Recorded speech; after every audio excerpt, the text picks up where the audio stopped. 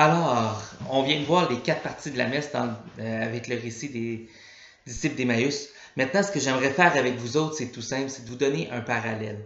Des fois, on se demande, parce que nous, les chrétiens, notre discours, c'est de dire que tout homme juste est sauvé. Et loin de moi de vouloir changer ça. Le plus important, je vous ai dit, au niveau de notre identité chrétienne, c'est l'amour du prochain. Et ça, c'est ce à quoi Jésus reconnaît ses disciples. Alors, ça, on ne touche pas à ça.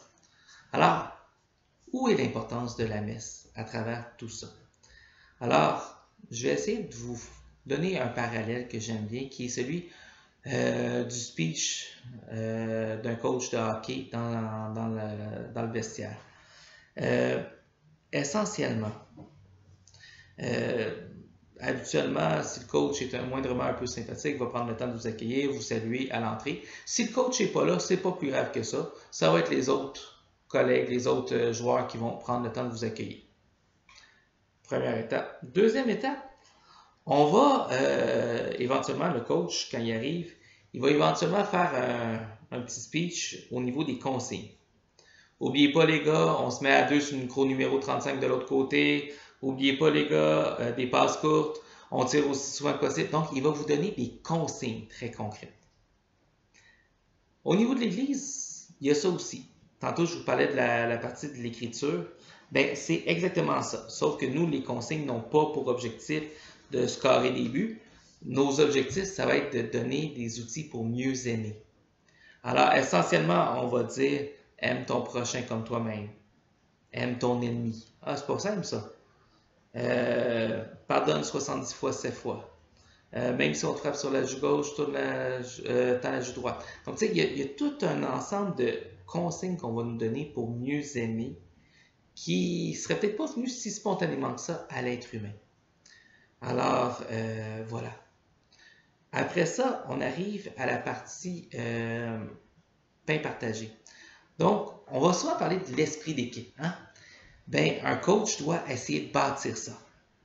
Il doit essayer de, par soit un discours, soit des fois par des signes, construire l'esprit d'équipe. Moi, le peu que j'ai joué au hockey, c'était pas très compliqué. On mettait les bâtons au centre, et là, on tapait à terre, top, top, top, top, puis après ça, on allait tous la voix. Oh!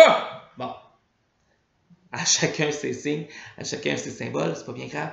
L'idée, c'est de voir comment on construit l'esprit d'équipe.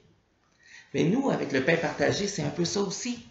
On vient dire qu'on retrouve ensemble notre unité, que le Christ fait notre unité et que si on est capable de faire une différence dans le monde, ce n'est pas seul.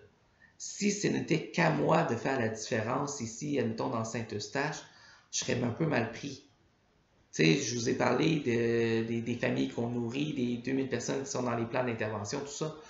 S'il n'y avait pas des bénévoles qui viennent travailler avec nous, s'il n'y avait pas tous ces croyants-là qui nous supportent financièrement, tout ça, on peut pas réussir.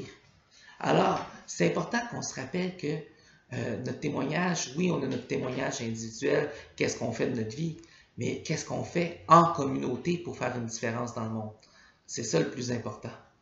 Alors, le pain partagé. Et finalement, il y a l'envoi. L'envoi, je vous ai dit, bon, ben là, à la messe, on s'est donné des consignes, on s'est rappelé que Jésus nous a aimés le premier et que c'était notre tour de le faire ensemble. Mais une fois que c'est fait, il faut aller le vivre. C'est la même chose au hockey. Moi, je ne connais pas de partie qui se gagne dans le vestiaire. Les parties se gagnent toujours sur la glace. Ben, c'est la même chose. Il y a un moment où est-ce qu'on se dit, regarde, on s'est dit ce qu'on avait à se dire. On a essayé de créer la dynamique d'équipe qu'on avait à créer. Maintenant, allons vivre ça sur le terrain. Et ultimement, c'est là que notre identité chrétienne va jouer, tout comme c'est là qu'une partie de hockey se gagne. Alors, voilà. L'envoi, c'est la partie la plus courte de la messe. Habituellement, si ça dure 3 minutes, c'est que l'envoi était long. Mais c'est la plus longue. Parce que c'est celle qui dure jusqu'à la prochaine fois qu'on se revoit à la messe. La question, c'est qu'est-ce que tu vas faire de tout ce temps-là? Comme envoyé, qu'est-ce que tu vas avoir pris le temps de vivre? Est-ce que tu vas avoir fait une différence? Au plaisir!